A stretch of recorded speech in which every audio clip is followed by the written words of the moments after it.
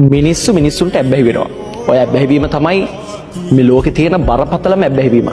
ඔයව දාලා යන්නේ නැහැ කියන මට්ටමටම මිනිස්සෙක් ඇබ්බැහි වුණාට පස්සේ අන්නේ මිනිස්සයව කොයි වෙලාවකවත් අසරණ කරන්න එපා. මොකද එහෙම වුණොත් ඔයාගේ වෙනස්කම් දිහා බලාගෙන ඒ මිනිස්සයා පණ පිටින් මියදෙනවා.